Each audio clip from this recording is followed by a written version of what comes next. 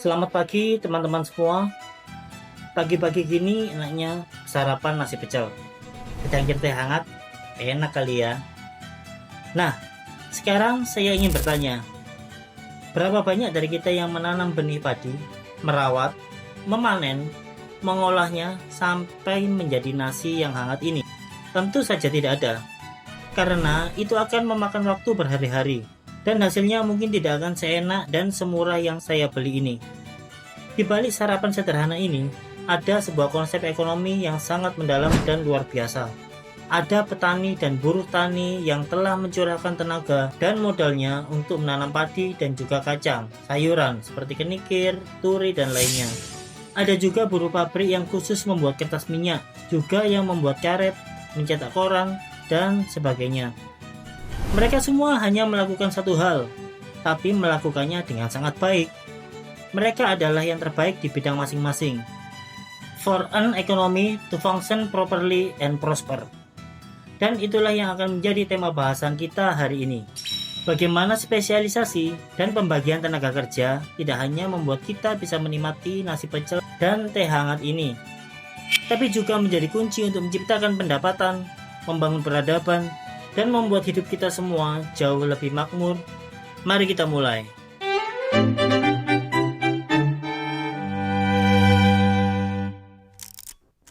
Seperti yang telah kita pelajari dalam video sebelumnya, setiap transaksi yang kita lakukan sejatinya adalah sebuah trade atau pertukaran nilai.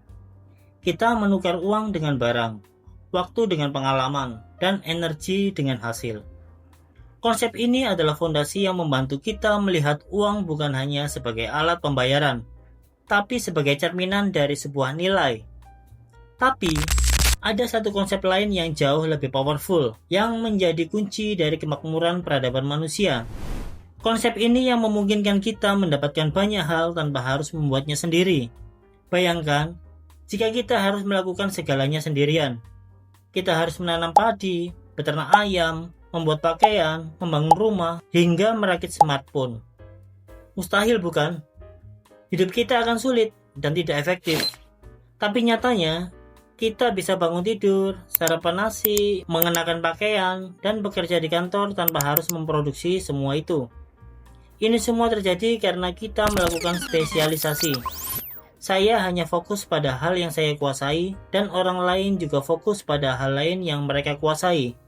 Perlu disadari, sebagian besar dari kita mungkin hanya akan menjadi sangat ahli dalam satu atau dua hal saja. Konsep spesialisasi sebenarnya sangat sederhana. Fokuslah pada satu pekerjaan yang kamu kuasai, dan kerjakan itu dengan sangat baik. Di era modern, kita tidak perlu tahu bagaimana cara menanam sayuran sampai panen, bagaimana proses membuat mobil, atau bagaimana cara menyuntikkan obat ke tubuh. Kenapa? Karena ada orang-orang yang mendedikasikan hidup mereka untuk menjadi ahli dalam bidang-bidang tersebut. Seorang petani fokus menanam sayuran, seorang mekanik fokus memperbaiki mesin, dan seorang dokter fokus menyembuhkan pasien. Dengan cara ini, setiap orang bisa menghasilkan produk atau layanan dengan kualitas terbaik dan efisiensi paling tinggi. Itu adalah konsep sederhana dari spesialisasi. Tapi, spesialisasi tidak bisa berdiri sendiri. Ia butuh sebuah sistem. Ia butuh kerjasama. Dan itulah yang membawa kita pada konsep selanjutnya, yaitu pembagian tenaga kerja. Konsep ini adalah tentang memecah proses besar menjadi tugas-tugas kecil yang dikerjakan oleh orang-orang yang berbeda. Bayangkan proses pembuatan sebuah sepeda motor. Tentunya tidak akan ada seorang pun yang bisa membuat motor sendirian dari nol. Ada tim yang khusus membuat kerangka, tim lain khusus memasang mesin, tim lain lagi khusus mengecat, dan sebagainya. Setiap orang di tim itu ahli di bidangnya masing-masing. Alih-alih satu orang membuat satu motor dalam sebulan, dengan sistem pembagian tenaga kerja, 100 orang bisa membuat 1000 motor dalam waktu yang sama, karena setiap orang hanya fokus pada satu tugas. Mengapa spesialisasi itu penting? Pertama, spesialisasi meningkatkan efisiensi dan produktivitas dalam penggunaan land, labor, dan kapital. Lebih baik lagi seseorang untuk menjadi sangat ahli dalam satu hal atau beberapa tugas daripada menjadi biasa-biasa saja dalam banyak hal. Dengan fokus pada sejumlah barang atau jasa yang terkait, mereka dapat menggunakan modal dan tenaga kerja yang terbatas dengan lebih efisien dan menghasilkan jumlah barang atau jasa berkualitas yang lebih tinggi. Karena hal ini, perusahaan dan bahkan antar negara dapat saling terhubung dan sangat bergantung pada kerjasama melalui perdagangan yang saling menguntungkan. Yang paling penting, spesialisasi meningkatkan standar hidup yang lebih tinggi bagi lebih banyak orang daripada yang mungkin terjadi sebaliknya. Sebagai contoh, jika Engga menginginkan meja kayu untuk meja kerjanya, Engga harus memilih antara A. Membuatnya sendiri, B. Membeli bahan dan membayar seseorang untuk membuatnya, atau membeli meja sudah jadi di galeri. Nah, Engga adalah seorang musisi yang tidak hanya cuma menulis dan memainkan lagu. Dia juga sangat ahli di bidang itu.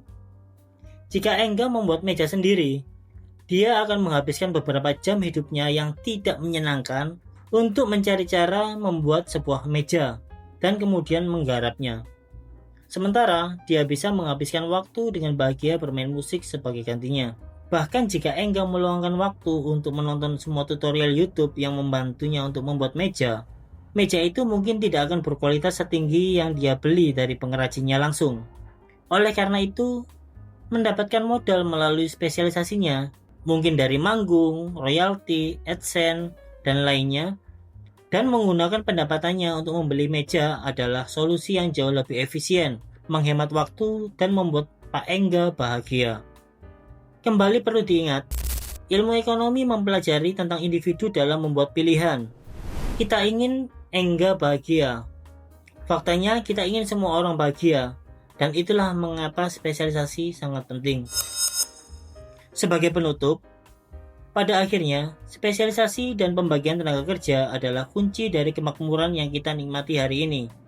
Mereka memungkinkan kita untuk bekerja sama secara lebih efektif, menciptakan lebih banyak barang dan jasa dengan biaya yang lebih rendah, dan pada akhirnya menciptakan sebuah sistem yang menguntungkan semua orang. Dengan memahami konsep ini, kita tidak hanya melihat bahwa dunia bekerja, tapi juga bagaimana kita bisa menjadi bagian dari sistem itu sendiri. Mungkin kamu berpikir, saya hanya seorang akuntan yang tugas saya hanya mencatat dan melaporkan saja. Wait.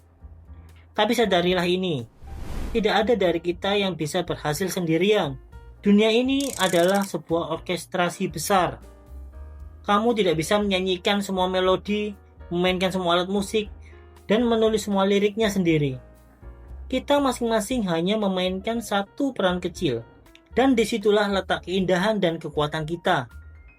Seorang petani menanam padi agar seorang guru bisa fokus mengajar karena perutnya kenyang. Seorang dokter mengobati pasiennya yang seorang engineer agar dia bisa membangun jembatan. Dan seorang ibu rumah tangga menyiapkan makanan dengan cinta agar seorang ayah bisa berjuang mencari nafkah di luar sana dengan tenang dan semangat. Spesialisasi bukan tentang menjadi lebih kecil, tapi tentang menjadi bagian dari sesuatu yang jauh lebih besar. Pembagian kerja bukan tentang memisahkan kita, tapi tentang menyatukan kita. Kerjasama bukan tentang semua orang melakukan satu hal yang sama, namun kamu kerjakan bagianmu dengan baik, saya kerjakan bagianku dengan baik. Itulah hakikat sebenarnya dari definisi kerjasama. Jadi, ketika kamu kembali ke pekerjaan atau peranmu besok, ingatlah ini, kamu tidak bisa bekerja sendirian.